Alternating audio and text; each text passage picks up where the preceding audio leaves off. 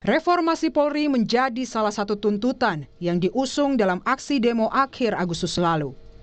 Merespon tuntutan publik, Kapolri telah membentuk tim transformasi reformasi Polri yang beranggotakan perwira tinggi dan menengah Polri.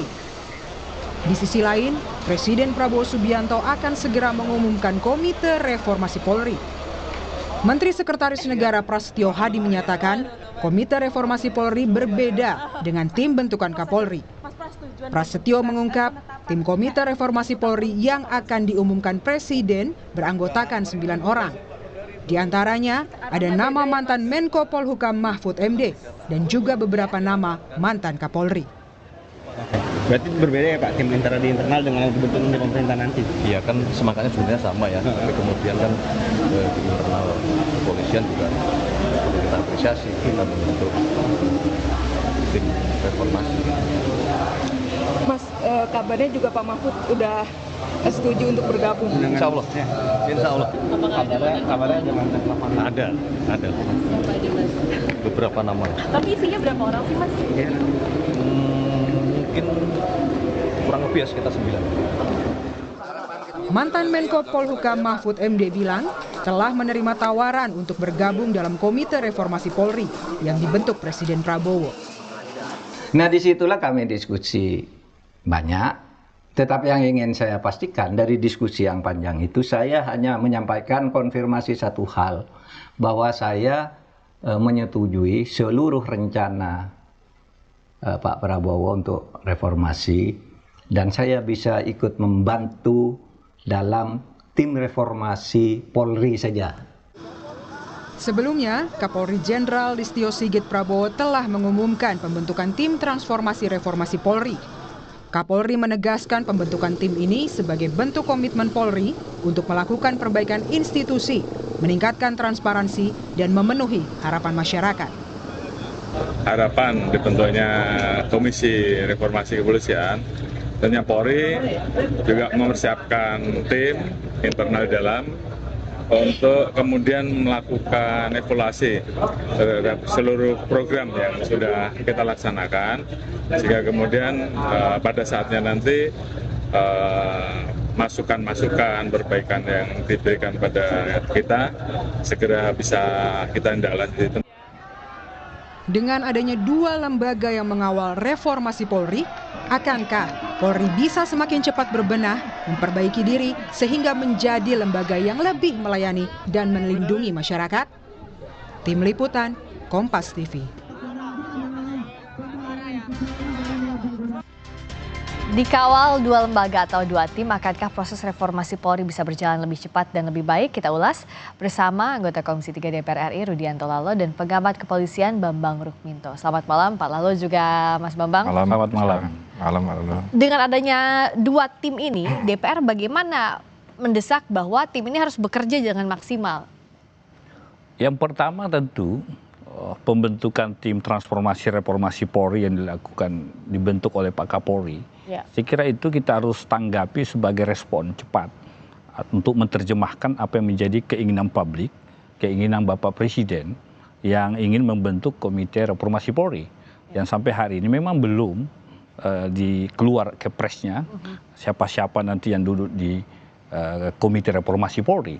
Kalau ditanya bagaimana nantinya, ini kan yang dibentuk Pak Kapolri kan internal ya, diisi oleh tidak akan tumpang tindih dengan yang dibentuk Presiden. Sementara Presiden tentunya akan pasti membentuk orang luar ya, ya di luar kepolisian.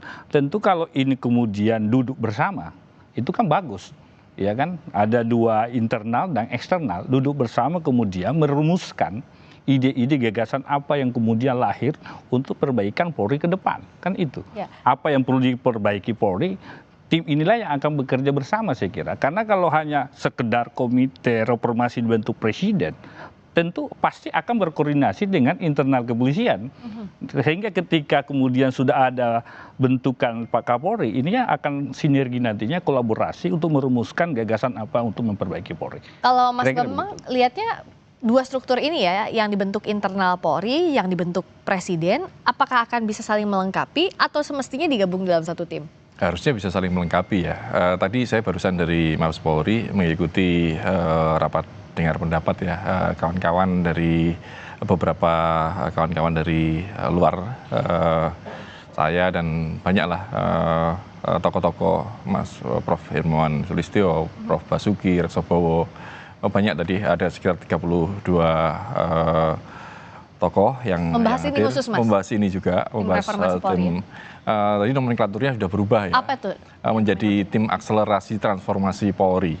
Tim akselerasi transformasi Polri. Ya, jadi bukan tim transformasi reformasi Polri. Ya, kemarin kan jadi dengan diksi atau nomenklatur itu kan jadi bingung ini reformasi atau transformasi seperti itu. Tapi tadi sudah berubah. Artinya langkah-langkah strategis sudah dilakukan oleh Polri untuk mendengarkan apa masukan-masukan dari masyarakat. Itu harapannya sih memang ada percepatan terkait dengan upaya membangun Polri yang profesional seperti itu. Memang publik tentunya skeptis apakah karena ini diisi oleh kawan-kawan Polri sendiri 52 orang kan. Ya. Ini jangan-jangan ini hanya sekedar gimmick saja untuk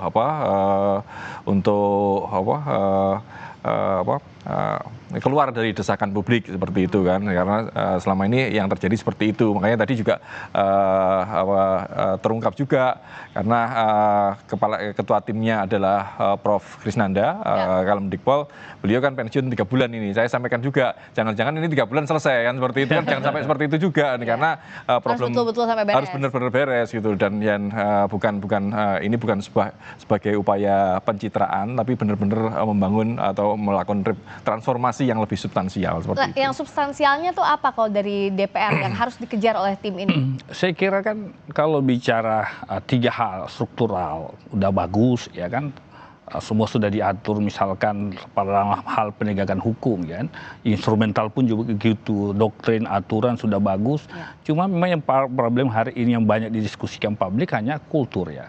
Ya kultur ya, ini budaya yang terjadi di lingkungan Polri misalkan. Yang dalam dialog sebelumnya juga kita bahas itu ya. Kita bahas itu. Kultural. Nah ini yang harus dibenahi saya kira. Kalau informasi dari Polri sendiri bahwa pengaduan yang banyak datang dari masyarakat itu adalah di kesatuan Serse, Serse kriminal umum yang banyak aduan masuk di Polri. Berarti kan yang banyak harus dibenahi di situ di kesatuan Serse-nya. Berarti kan bicara penegakan hukum.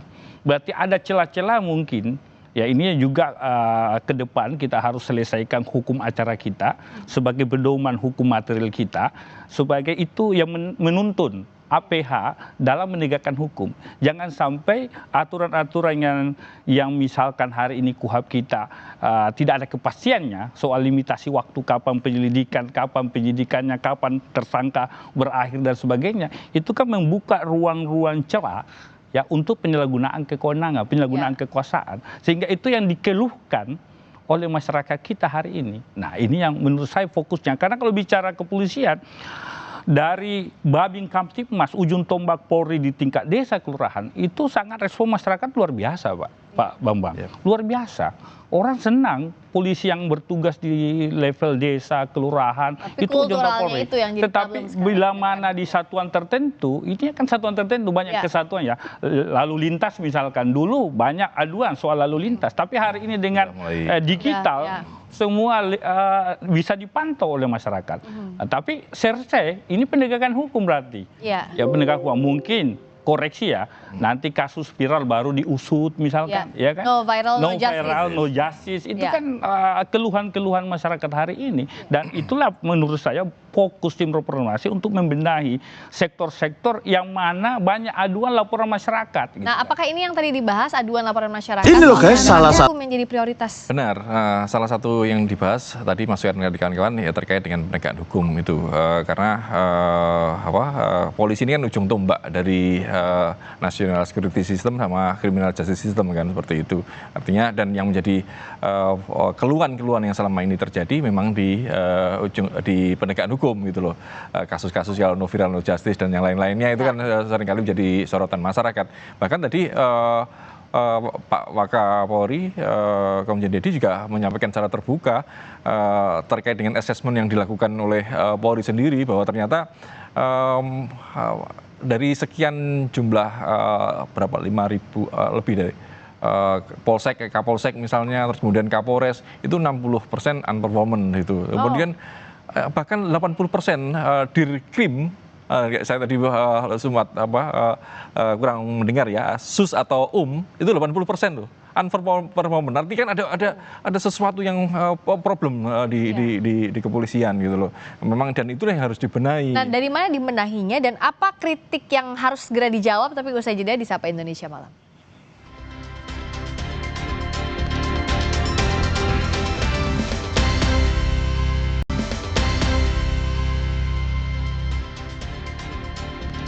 Masih membahas soal dikawal 2 lembaga atau 2 tim, akankah proses reformasi Polri bisa berjalan lebih cepat dan lebih baik? Kita masih mengulasnya bersama anggota Komisi 3 DPR RI Rudianto Lalo dan pengamat kepolisian Bambang Rukminto. Jadi dengan data tadi ya yang Mas Bambang sampaikan, itu apa yang harus dilakukan, langkah taktisnya lah? Secara normatifnya kan kita sudah tahu ya apa yang jadi problem. Taktisnya gimana? Saya kira pengawasan paling utama. Ya, pengawasan internal, pengawasan eksternal terhadap polisi ya, oknum ya, yang misalkan rekam jejak, dapat pengaduan, laporan, itu harus menjadi bahan masukan bagi pimpinan untuk memberi reward and punishment. Kalau ada oknum polisi banyak laporan misalkan dari masyarakat, harusnya jangan diberi tempat gitu kan, jangan diberi ruang di institusi kepolisian. Begitupun sebaliknya, kalau ada polisi yang berprestasi karena misalkan dia tidak kenal pimpinan-pimpinan, justru polisi seperti ini yang harus diberi ruang untuk menempati pos-pos penting di kepolisian. Artinya meritokrasinya harusnya jalan. Ya, benar, meritokrasi, terus kemudian sistem pendidikan, itu harus semuanya harus dibenahi. Dan tadi reward and punishment, karena selama ini karena meritokrasi tidak berjalan, karena reward punishment-nya juga tidak jalan gitu loh. Dan seperti yang disampaikan Pak Rudi tadi, kontrol pengawasan itu penting. Makanya kalau selama ini mengapa itu terjadi, ya kontrol pengawasannya lemah gitu loh. Makanya dengan adanya tim reformasi yang dibentuk Presiden, harapannya ini bisa mendorong ini. Ini ada kendala apa sih Polri kok tidak bisa melakukan itu seperti itu kan. Artinya kalau ada dorongan dari pemerintah, dari Presiden, ini akan agak akselerasi ini ada gitu loh. Tanpa ada itu ya masyarakat pesimis lah. Ya. Nah, kalau dari bayangan DPR, nanti saya akan tanya juga ke Mas Bambang. Tapi sebenarnya idealnya bagaimana? Apakah dari internal kasih problemnya apa aja lalu diselesaikan dengan tim reformasi yang dibentuk Presiden, atau justru temuan dari tim reformasi Presiden yang terdiri dari eksternal ini yang kasih catatan untuk internal? Ya, semua saya kira bisa, mau eksternal mau internal, kalau muaranya tujuannya untuk perbaikan institusi Polri, saya kira semua harus terbuka untuk menerima itu. Karena niatnya adalah perbaikan. Kami di Komisi 3 DPR selalu rapat dengar pendapat dengan mitra kepolisian karena adanya aduan masyarakat tentang misalkan proses penegakan hukum yang misalkan tebang pilih, penegakan hukum yang misalkan bermasalah gitu kan. Nah, karena dua masyarakat itu kita sampaikan bahwa betul-betul Polri harus menindak tegas apabila misalkan oknum-oknum melakukan yang melanggar hukum. Jangan ada kesan impunitas, jangan kesan melindungi anggota, supaya betul-betul ada disiplin di situ. Ya, pendisiplinan terhadap anggota yang melanggar misalkan. Karena kapan dilindungi, maka kesan akan itu tadi, persepsi masyarakat citranya akan buruk. Ya, karena citra kepercayaan publik itu yang jadi taruhannya. Kalau Mas Bambang soal konsep tadi gimana? Apakah kritik ini dari eksternal dulu, tim reformasi yang dibentuk Presiden dulu, atau ada semacam inventaris apa saja yang jadi masalah dari internal? Ya, pembentukan tim transformasi oleh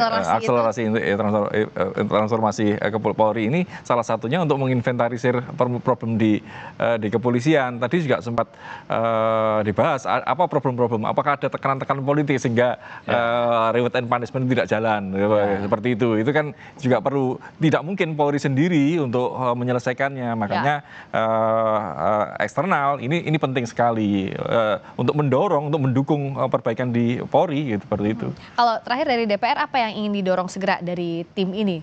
Ya, kami berharap karena ini menjadi keinginan publik, keinginan Bapak Presiden dan Kapolri itu sudah menindaklanjuti. Kita berharap tim akselerasi transformasi Polri ini bergerak cepat, memetakan apa persoalan, apa akar masalahnya, lalu kemudian menindaklanjuti di lapangan.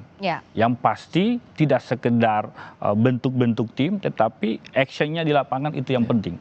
Yang utama adalah, menurut hemat saya, reward and punishment itu harus jalan. Polisi yang berprestasi harus diberi tempat dan ruang. Polisi yang melanggar hukum, misalkan banyak aduan, banyak laporan, jangan diberi tempat.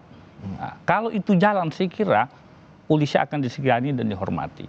Mindset pola pikir harus dirubah, bahwa polisi tidak bicara tentang kekuasaan eksklusif, tetapi tentang pelayanan. Kembali yang didudukan dalam konstitusi kita, tugas polisi melayani, melindungi, mengayomi masyarakat, menjaga, memelihara keamanan dan ketertiban. Ya. Kuncinya itu. Dan jangan sampai jadi omon-omon aja, karena momennya sudah ada, jangan sampai lewat begitu Jangan saja. momentumnya jangan seperti ini lewat terus. Ya, baik. Terima kasih Mas Bambang, terima kasih Terima juga kasih. Pak Rudianto Lalo sudah hadir di Sapa Indonesia.